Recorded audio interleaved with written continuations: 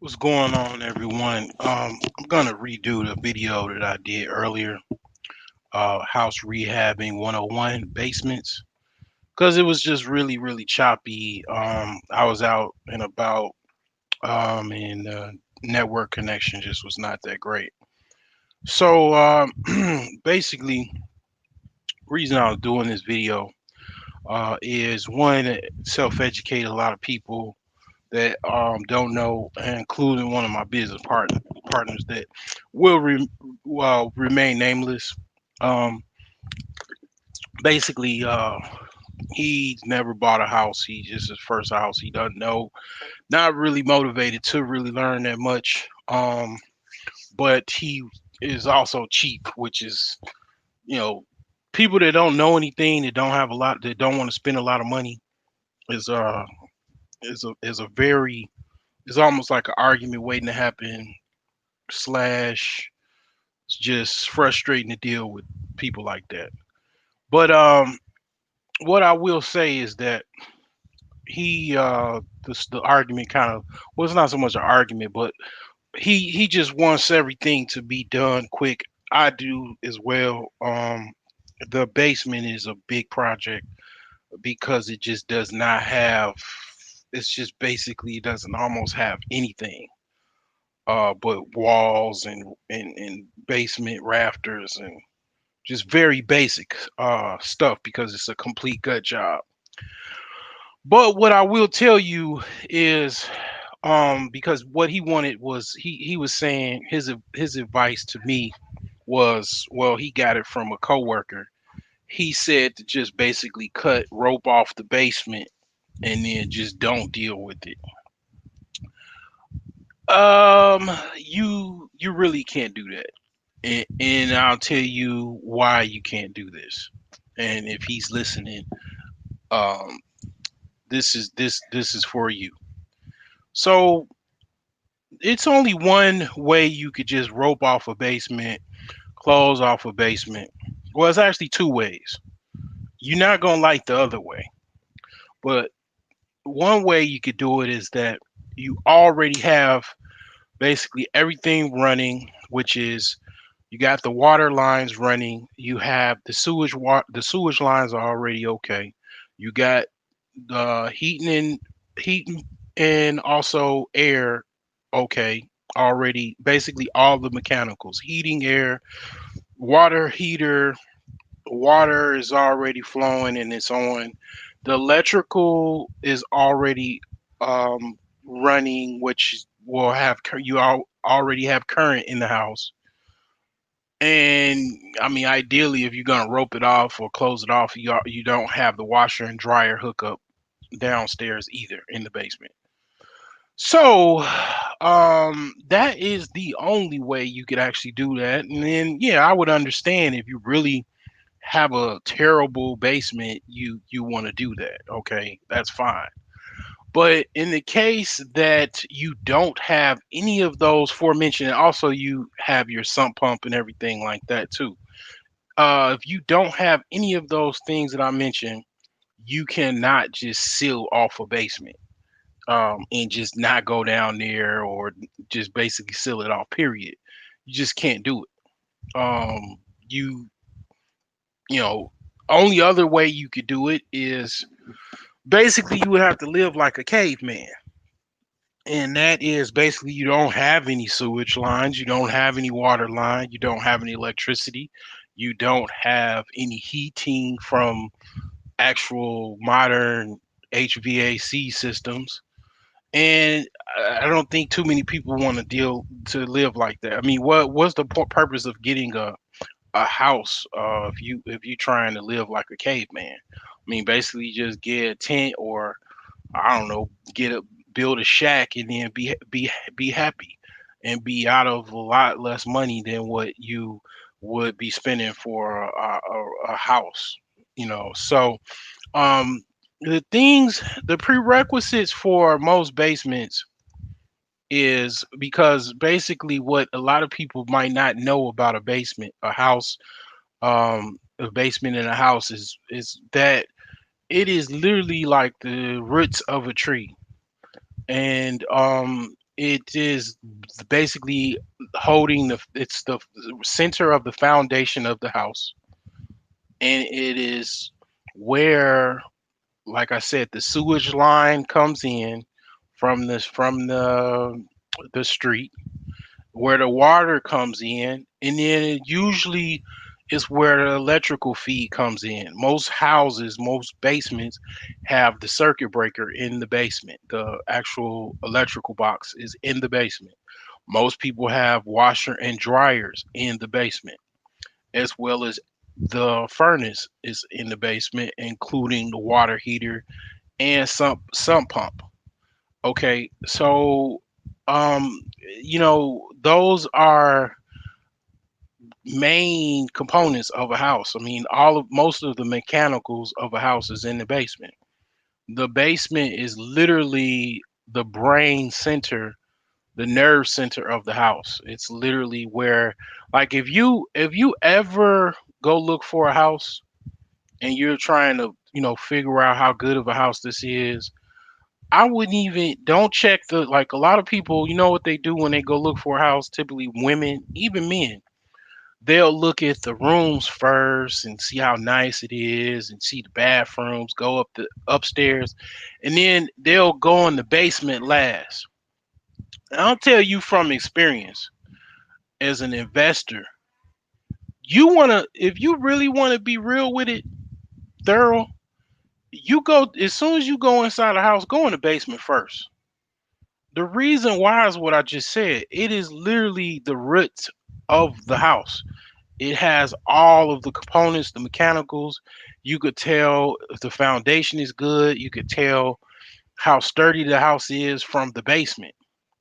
It sounds crazy, but I'm literally giving you free advice that's worth a lot of money, because literally you need all of these components to have a modern house. You need, HVA system. You need a hot water heater. You need hot washer dryer hookups, sump pump. You need electrical component, which is the electrical box. You need plumbing. The plumbing is also um, basically in the basement in most cases. The plumbing starts in the basement and goes up to the first floor. If there's a second floor, goes all the way up from the basement. So you can find out about what the condition of the house is by just literally starting at the basement. And it's like basically that is how important the basement is. That's like when you're rehabbing a house and you're fixing a house up. I'll tell you where the most expensive component of that is. The most expensive part of a house is really the first floor, because the first floor has the kitchen. Usually the kitchen is on the first floor, and also the bathroom. If it's one or two bathrooms, they're on the first floor. And in most cases where a house doesn't have a second floor, a second level, everything is on the first level as far as the master bedroom, bathroom, the kitchen, all of that is on the first floor. And the reason why I really want to say the basement is the most expensive part of the house. The only reason I'll say that the kitchen and the bathroom, the first level, is the like expensive part of the house. This is the first expensive part, because a lot of times people spend a lot of money on their kitchen and their bathroom. The average cost of a kitchen is about 4 to 5 grand, and that's just on the cheap end. You have people that are higher, they want higher living, or high living, or luxury living in a lot of cases. They'll spend upwards of like $50,000 just on their kitchen. $20,000 is nothing, for them to spend on their kitchen. The bathroom, 5,000 on up, anywhere between 15,000 just on the bathroom. So that's the reason why I say the first level. But typically, like in my case, I'm not gonna spend that much on the kitchen. I'm just gonna have a very basic kitchen, very basic bathroom.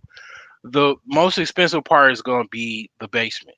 The second most highest cost of a house in the interior is the basement. Okay, that's why I'm doing this as a section within itself. This is the first series of this, the actual basement. Okay, so the basement alone, because HVAC, you got the HVAC unit, you have the water heater, you have the if you need to install electrical box, or even if you have to run electricity throughout the house, you got to rewire the whole house. You would start in the basement. So the electrical box and feeds from the electrical box all the way up into the entire house, and it flows through the basement. So then also, if you need to install a ducking system, it starts in the basement. Some pumps don't cost that much. Some pump is only about $200 or $300. But if washer dryer hookup does not cost that much either. A furnace typically runs about $1,500 on average, as far as just the cost of a furnace. And then you also have to consider labor costs. I'm not sure what the typical labor cost is for installing a furnace, but the furnace itself is on average a very if you're gonna get a new furnace, it's about $1,500. If you get a used one, the prices vary. Water heater, typically brand new, is about $300 or $400. And it depends on electrical water heater, or natural gas water heater. A natural gas water heater is about $300 to $400 for a premium one. You can get a real cheap one for like 200 and something. Okay, dollars. And to run the ducting system, like if you don't have central air, that could be thousands, because they have to literally run sheet metal throughout the whole house, a ducting system basically. So it could be like $3,000 to $4,000 just to have a ducting system installed. So,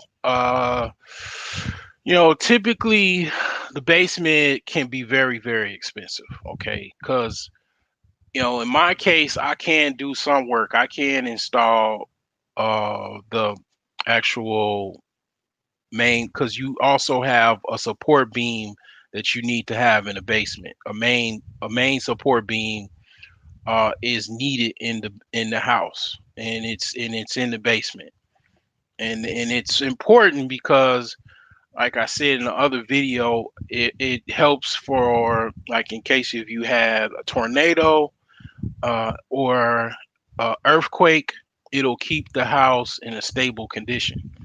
It'll help, even if like there's a fire damage, the house won't just pummel over. And then also just the entire weight of the house, it will have support over the house. So my basement right now has jacks, or actual, like, not so much jacks, but like support jacks that have been just sistered into the wood, but I'm not really confident with those jacks. I'm gonna install a support beam. And a support beam is very, very thick wood. I would say it's about half of the size of a full grown tree, as far as the trunk of the tree. It's about, not like a super big tree, but like a nice size, kind of like if you look at an electrical pole, the electric poles, how thick that wood is. It's about half the size of that, or might even be, you want to say, 3/4 the size of that. It's very thick wood. You have to jack the house up a little bit and then install it um, inside the concrete of the wall of the basement. And You really need like people to hold the wood up. It's it's a fairly pretty complicated task, but one thing about me is I'm very handy, and then if I can see pictures of like how it's supposed to look, I can actually put it together myself, with some help, of course. But back to the basement, you typically, I'm not talking about just finishing the basement. I'm talking about just a regular standard basement. You need that those prerequisites. You need support beam, washer dryer hookup, sump pump, plumbing, your electrical box, water heater, furnace. You also need a sink, basement sink for the washer and dryer. And typically it's on a concrete slab, so you need to have your concrete level, and you need to seal any cracks if there's leaking, or if there's any holes. If you see like insects coming in, you need to seal that off. And you have to check. You also have a drain. The basement has a drain, and then you also have to check the sewage lines. Sometimes the sewage is backed up, so you have to ride the sewer out, and you have to check the water source from the city or municipality that you live in. They have to okay that the water flow is good to go from the city main to inside your house. So that is a typical modern basement, just a basic basement. Okay. I'm not, like I say, I'm not talking about finishing basements, but typically to finish a basement on a very cheap end, it's about anywhere between $5,000 to start on all the way up. Okay. But I'm not talking about an actual finished basement. I'm talking about just an unfinished basement. So, if you have any questions, please comment below. If you have any input, if you think I'm, wrong, that you can actually, you know, rope off a basement and just forget about it, let me know. Like, share, comment, and subscribe.